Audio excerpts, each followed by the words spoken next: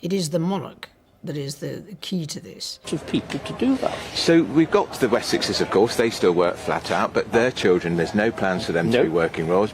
Constant, and they know that those standards are not changing. There is a growing movement in the UK and Canada protesting the place of the British monarchy. The fashions, the things that come and go, and to understand what is the bedrock of society and what makes it tick. And the monarchy provides, with the Constitution, a degree of long-term stability. There was the word they kept using here, pivoted. So they pivoted using either the strengths of what they did before. It wasn't a crown, a will, or a final farewell. It was a whisper, a quiet, deliberate choice made by a fading king in his final moments. King Charles didn't turn to Camilla. He didn't confide in William. Instead, he gave his last request to someone unexpected, his sister, Princess Anne. And what she revealed didn't just shake the palace walls, it changed the very future of the monarchy.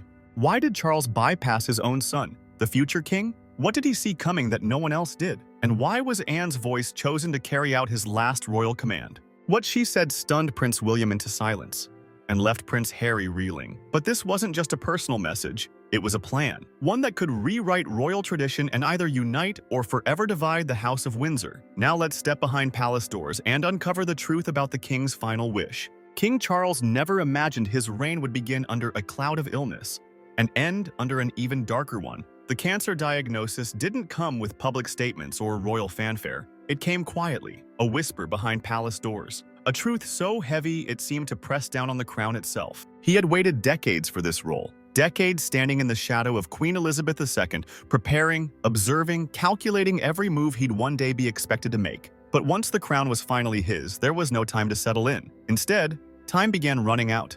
And with every ticking moment, Charles became painfully aware of something no one else wanted to say out loud. The monarchy was more fragile than ever. Which is this socially active, involved monarchy. Remarkable skill to know what the true values are and to stick with those. There was the word they kept using here, pivoted. So they pivoted using either the strengths of what they did before. The family was fractured. Public trust had worn thin. Scandals had piled up like ghosts in the halls of Buckingham Palace. The world wasn't watching with admiration anymore. It was watching to see if the House of Windsor would collapse. And Charles knew one wrong move could bring it all down. That's when he made the most important decision of his reign. Not about policy or politics, but about people. He didn't summon Camilla, his queen. He didn't consult William, the heir. And he certainly didn't reach out to Harry, the exiled son. Instead, he turned to the one person he trusted not to sugarcoat the truth, Princess Anne. Anne had never craved the spotlight. She never played palace games. She didn't chase power, but she wielded something far more dangerous: honesty. Charles knew that if anyone could carry out his final wish without distortion, it was her. In a quiet room, free from ceremony and spectacle, Charles told Anne what he wanted. Not a speech, not a decree, just a simple, powerful request. One that could either hold the family together or tear it apart forever. And with that, the crown became more than a symbol. It became a question: could the monarchy survive what was about to be revealed? Princess Anne didn't speak with flourish. She didn't dress up the moment with pomp or pageantry. When she delivered the message from her brother, it wasn't with tears or emotion, it was with purpose. Every word she spoke carried the weight of a dying king's last decision. Prince William sat in stunned silence. Harry, though far from the room, would soon feel the aftershocks across an ocean. The content of the message wasn't expected. Charles hadn't just named an heir, that was already known. He had reimagined the entire foundation of the royal family. He was handing over the future, not as a gift, but as a challenge. His message was clear. Being born into royalty was no longer enough. Moving forward, it would be about character, not bloodline, strength, not status. The old rules, where titles were inherited like furniture, were being dismantled. William would still be king. That much was never in question, but he wouldn't rule by default. He'd have to earn it in the eyes of the public, the institution, and history itself. His leadership wouldn't be defined by his crown, but by how he carried it. And Harry? He wasn't erased. He wasn't restored either. He was acknowledged, but distanced. Included, but no longer central. Charles didn't choose revenge. He chose preservation. This wasn't about punishing anyone. It was about ensuring the monarchy didn't bleed out from old wounds.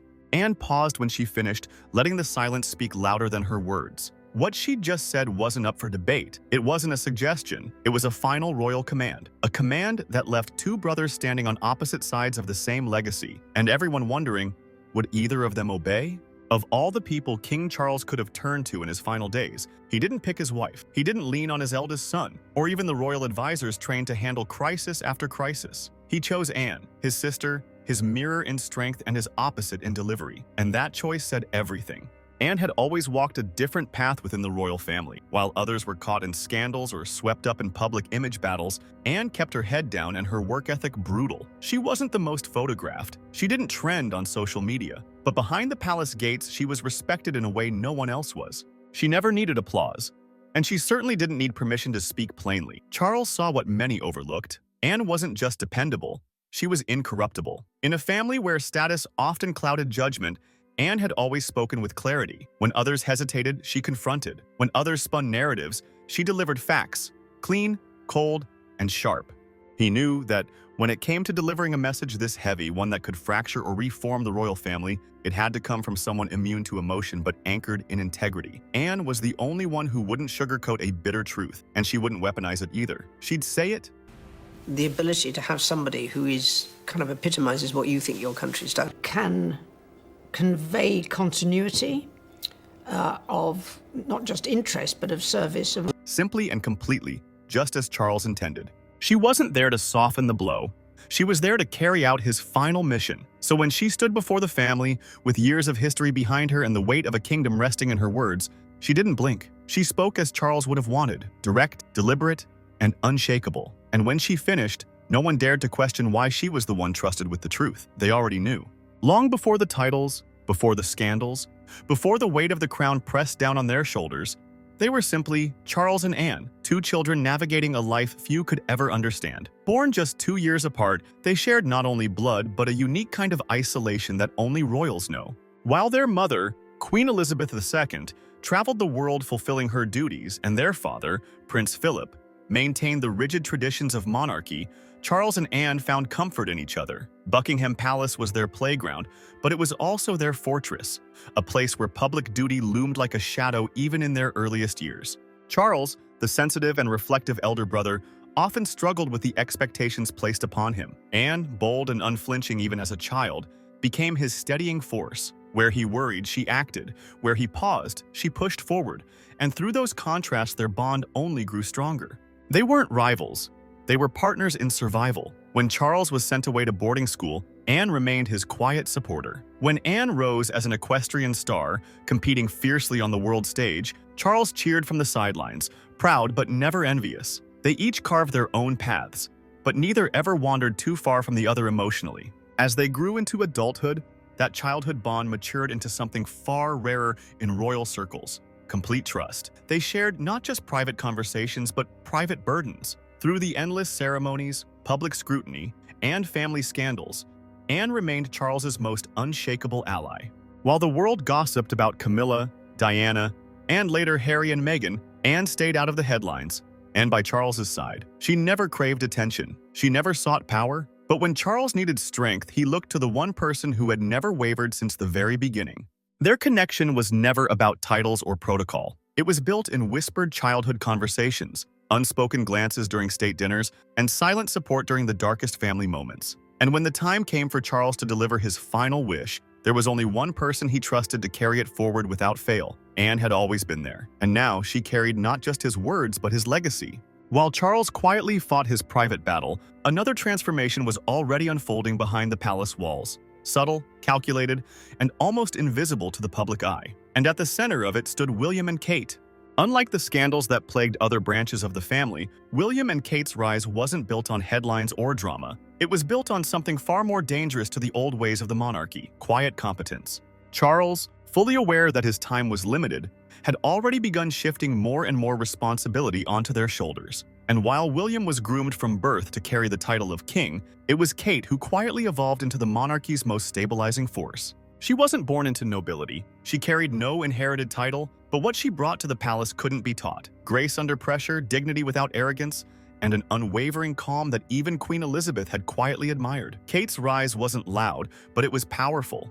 As Charles grew weaker, Kate took on more: state functions, charity leadership, diplomatic appearances. She moved effortlessly into roles once reserved for senior royals, often without even being asked. And every time she appeared before the cameras, she offered something the monarchy desperately needed: stability. Unlike others who buckled under media scrutiny, Kate managed to weather every storm with quiet strength. No explosive interviews, no public feuds, no missteps. Her silence during public controversies wasn't weakness, it was strategy. And in that silence, she won both the public's respect and the palace's deepest trust. Even within the palace itself, advisors and staff began to lean on Kate's judgment. She wasn't there to seek power, but power began to find her. As Operation Menai Bridge, the secret plan for Charles's eventual passing, moved quietly in the background, it became clear that William wouldn't face the future alone. He would face it with Kate at his side, not simply as his wife, but as the monarchy's strongest asset. What once was a traditional royal love story had now become something much larger, a quiet revolution that would shape the future of the monarchy in ways Charles himself could only hope for. As William and Kate stepped into their new roles, one person remained painfully absent from the picture: Prince Harry. Once the two brothers had been inseparable. They had walked side by side behind their mother's casket, mourned together, grown up under the harsh glare of the world's cameras. For years, they leaned on each other as they navigated the heavy expectations of royal life. But those days felt like a distant memory now. Harry's departure from the royal family wasn't sudden. It was a slow, painful unraveling. At the heart of it was his love for Meghan Markle, a woman who brought joy but also sparked conflict within the palace walls. The press turned vicious. The tabloids tore into Meghan at every turn. Her background, her race, her words, her every move dissected with brutal precision. And as Harry watched it unfold, he saw echoes of the same relentless cruelty that once drove his mother, Princess Diana, to her breaking point. But this time, he refused to stand by. Feeling abandoned by an institution that failed to defend his wife, Harry made a choice few royals had ever dared. He walked away. He left behind his titles, his royal duties, and the only life he'd ever known, choosing instead to build a new one across the ocean. But his exit wasn't clean. Resentments festered, tensions boiled, and the gap between Harry and the rest of the family widened with each passing month. What made the fracture even more complicated was that, despite his distance, Harry was never fully severed from the monarchy. His bloodline tethered him to the very institution he sought to escape. And as Charles's health declined, Harry found himself pulled back into the royal orbit, whether he wanted to be or not. In his final wish, Charles had tried to strike a delicate balance, acknowledge Harry without fully reinstating him, keep the door slightly open, but firmly guarded. It was neither full forgiveness nor outright exile, a compromise perhaps, but one that satisfied no one entirely. For William, the wound cut even deeper. To him, Harry's public interviews, explosive memoir, and accusations felt like betrayal, not just of the family, but of their late mother's memory. And while Harry spoke of pain and freedom, William carried the heavy burden of duty and preservation.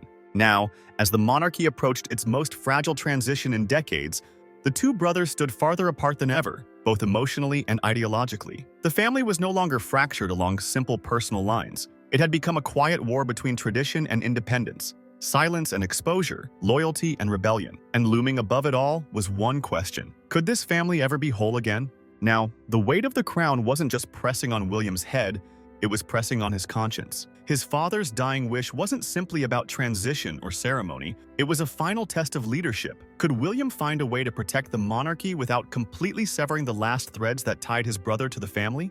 The problem was, Harry hadn't made it easy. Every time there seemed to be a chance for healing, something pulled them further apart. The Oprah interview, the bombshell memoir, the headlines dissecting their every word, gesture, and silence. Each revelation chipped away at the fragile hope of reconciliation.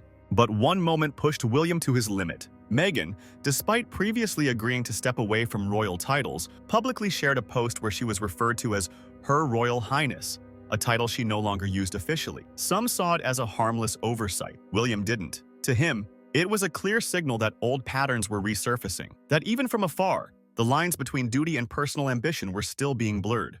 In William's mind, clarity was now more important than kindness. As king-in-waiting, he knew the monarchy couldn't afford more confusion. If Harry and Meghan were no longer working royals, then their titles, once symbols of honor, had become liabilities. To maintain the monarchy's strength, William believed there could be no more half-measures, no blurred roles, no wavering boundaries. Not out of spite, not out of anger, but out of necessity. For William, it wasn't personal anymore, it was structural. He carried not only his father's legacy, but his country's stability on his shoulders. And the future of the monarchy, fragile and exposed, demanded decisiveness.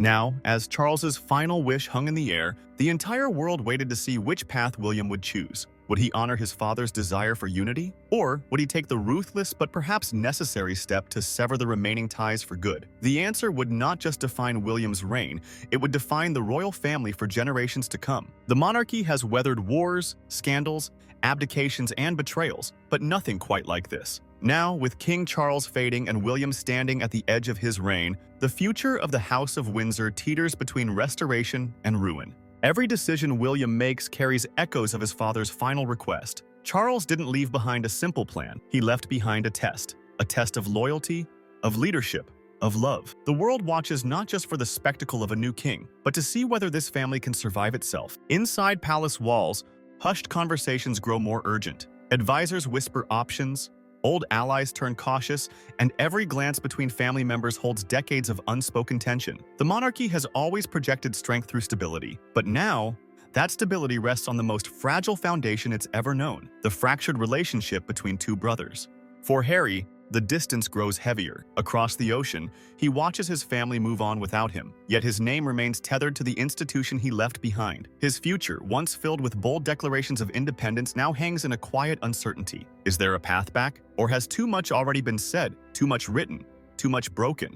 For William, the weight is far greater. His father's crown is still warm, but the world already demands answers. Will he honor his father's hope for reconciliation? Or will he draw a hard line, one that forever separates duty from family and titles from privilege? The monarchy doesn't simply need a king, it needs a decision. And that decision may come sooner than anyone expects. Because one thing is clear, this is no longer just about two brothers. This is about whether one family's personal wounds can bring down an institution that has stood for centuries. One wrong move, one unspoken grudge, one irreversible choice, and the entire royal legacy could crumble. The House of Windsor has reached its most dangerous crossroads. And with the world watching, William's next move will write the first line of a brand new chapter in royal history. What do you think? Will William choose reconciliation, or will he make the break final? Drop your thoughts in the comments, and don't forget to like, share, and subscribe for more deep dives into the royal family's biggest turning points.